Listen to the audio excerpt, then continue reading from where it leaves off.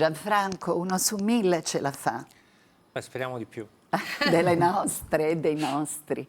Antonella Nonino alla sinistra di Gianfranco, Mimmo Pesce, Buongiorno. grande collega e creatore di una realtà che si chiama Gli Sgusciati, e il filosofo della scienza Armando Massarenti. Ma adesso, caro Gianfranco, prima di introdurre la nostra Antonella, vediamo un piccolo brano che ci ricorda un grandissimo artista, forse non ricordato abbastanza, Claudio Abbado, vero Antonella? Che emozione, che bello. Sono alcuni anni che vengo qui ed è sempre una grande gioia di ritrovare tutti gli amici, e gli amici Nonnino dimostrano, tutti gli amici qui dimostrano che effettivamente è giusto invece aprire la finestra, aprire la porta, cambiare completamente. Non si deve continuare a vivere con questi formalismi. Nei prossimi anni io cercherò sempre di trovare più tempo per i rapporti umani, che sono la cosa forse più importante della vita. Grazie. Quasi tutti pensano che per entrare in un coro ci vogliono l'udito e la voce. Non è vero.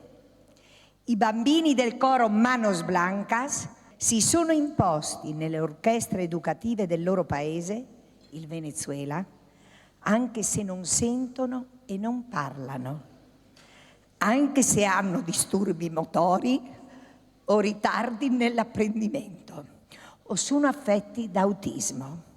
Hanno imparato la musica con il cuore e se non hanno voce la cantano con le mani, le loro piccole mani avvolte dai guanti bianchi.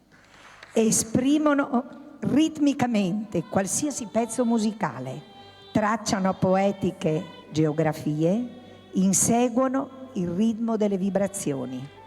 La famiglia del premio Nonino ha creato il primo coro Manos Blancas friulano. Dovrà essere da traino per tutta l'Italia, per tutta l'Europa.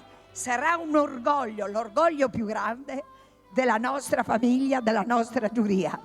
Vi ringrazio di cuore.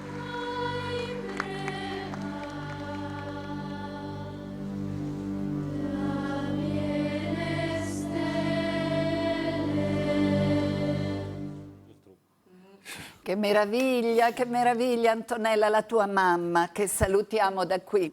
Ciao Giannola. Velocissimamente vi racconto che nel 1975 in Venezuela un direttore d'orchestra che si chiamava Antonio Abreu, che diventerà poi il ministro della cultura del Venezuela, costruisce un grande progetto che si chiama Il Sistema per i bambini dei Ranchitos. I Ranchitos sono le periferie distrutte delle grandi città del Sud America, Caracas si chiamano così. E da questo è il sistema che si occuperà dei bambini poverissimi e farà diventare questi bambini musicisti, creerà centinaia e centinaia di orchestre che dal Venezuela si diffonderanno in tutto il Sud America. Nasce un secondo progetto nel 1999, che è quello del coro Manos Blancos. Grazie a Claudio Abbado, la famiglia Nonino, dopo la morte di questo gigante della direzione d'orchestra, che forse, come dicevamo prima, ricordiamo troppo poco, adotta il coro. A te. È una grandissima emozione e gli è stato prima assegnato il premio Nonino, però nostra madre, che è una donna anche molto concreta, trovava assurdo non realizzare, cioè non solo premiare questo progetto, ma portarlo in Italia.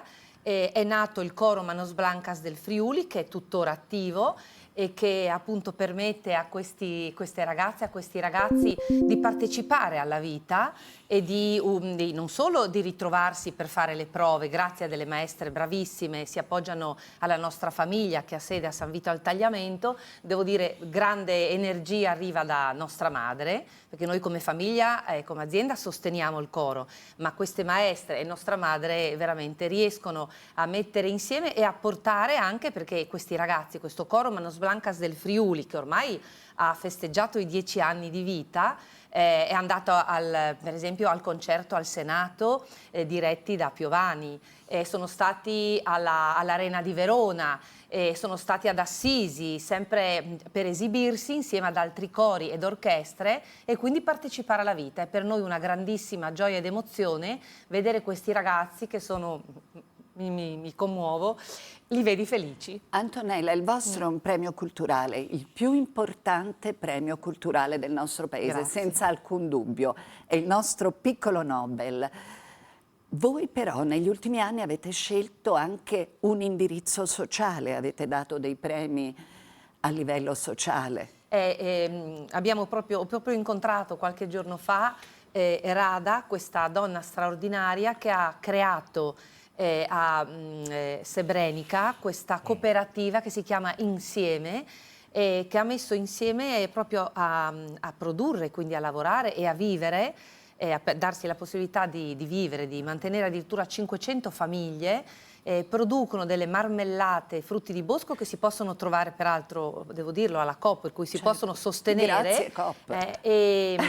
E mettendo insieme donne che avevano subito da una parte e dall'altra, tutti sappiamo cosa è successo molti anni fa, appunto questa tragedia a Srebrenica, e riescono a lavorare insieme con le donne che lavorano per la pace. Sono dei progetti straordinari che insieme Perché anche la guerra, questo... la povertà, le difficoltà creano disabilità. Per questo noi ne vogliamo parlare in questo spazio.